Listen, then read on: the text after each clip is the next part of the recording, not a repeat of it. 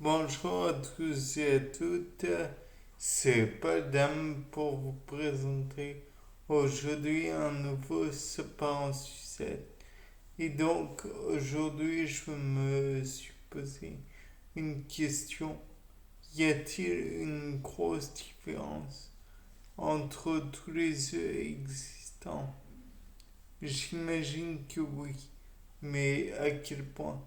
Donc on pourrait se demander déjà, y a-t-il une forme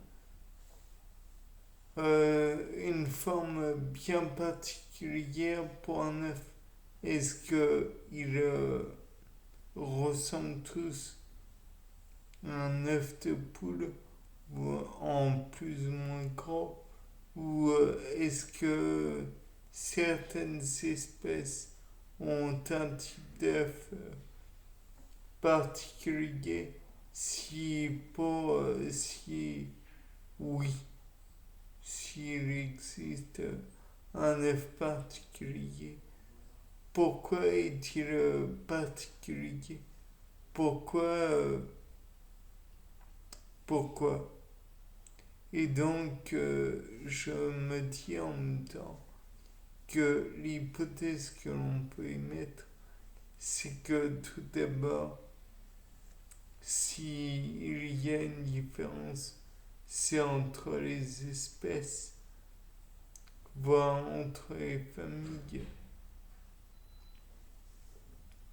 Un œuf de poule ne ressemblera peut-être pas à un œuf de cormoran ou de pigeon ou de couleuvre ou que sais-je encore.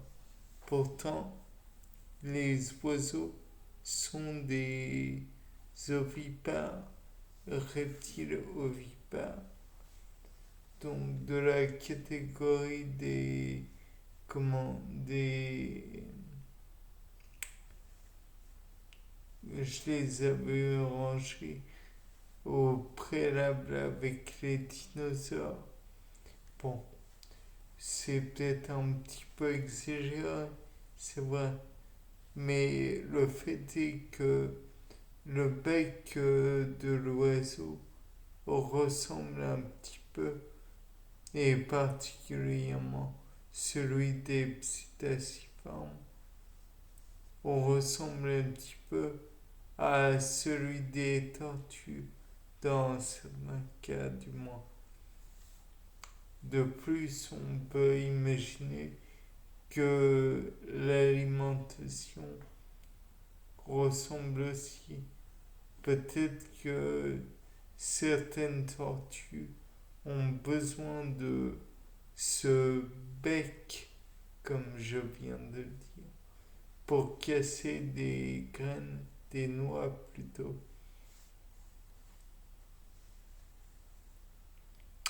Peut-être que ces différents éléments, ces noix, ces coquilles, se retrouvent par exemple dans les lubrifiants permettant l'évacuation de l'œuf, voire il permet de concevoir un œuf avec une texture particulière.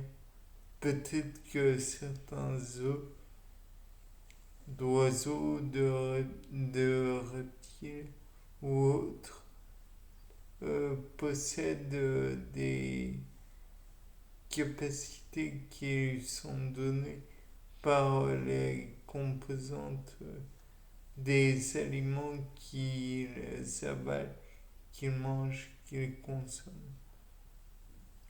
Bref, on peut aussi envisager que selon la Constitution, il y aura production d'une bactérie bien particulière qui pourra peut-être passer au travers de la coquille. Peut-être pas. Peut-être pourra-t-elle aussi être un genre de défense contre les prédateurs d'œufs. peut-être pourront-ils consommer l'œuf avec un retour de bâton, si je puis dire, à savoir peut-être une intoxication. Peut-être que par la suite, on pourrait aussi envisager que certains œufs sont faits pour résister à une trop forte chaleur, bien que celle-ci puisse être indispensable. Au-delà d'un certain niveau, peut-être que celle-ci va être délétère pour l'individu qui est contenu dans l'œuf. Peut-être que cela va dénaturer ses protéines. Peut-être que cela va empêcher de l'ADN de se replier. Peut-être que les enzymes, protéines avant toute chose, seraient dénaturées et empêcheraient donc de former correctement l'individu. Peut-être est-ce que le fait de d'empêcher ces enzymes de faire leur comment dire leur effet pourrait produire des malformations à l'individu. Peut-être même que cette chaleur va empêcher l'œuf de moisir ou empêcher les alentours de pour les plantes du moins de permettre leur croissance. Peut-être que ces plantes qui croissent pourraient être nocives pour l'œuf en lui-même. Peut-être que par la suite, on pourrait envisager que ces plantes puissent se développer dans les œufs en eux-mêmes. Et si la coquille est fendue par une plante, peut-être que celle-ci va se développer dans l'œuf et engendrer les malformations précédemment nommées. Peut-être que si les plantes, les œufs plutôt, sont trop visibles, alors ils sont la proie d'individus d'autres animaux en fait. Pas c'est un... Ouais, on va en bref.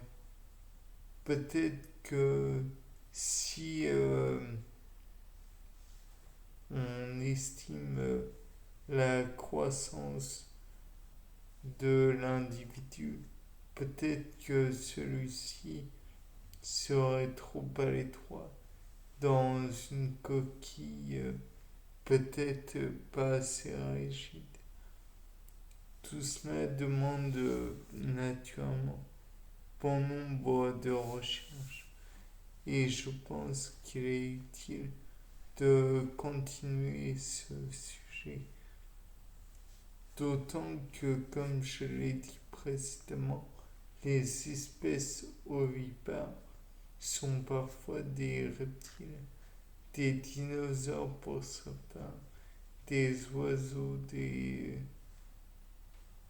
ils peuvent être aquatiques, ils peuvent être des ptérosaures, ils peuvent être ichthyosaures, j'en passe. Bien, c'était Paul Dame pour un nouveau Sapin en sucette. Au revoir.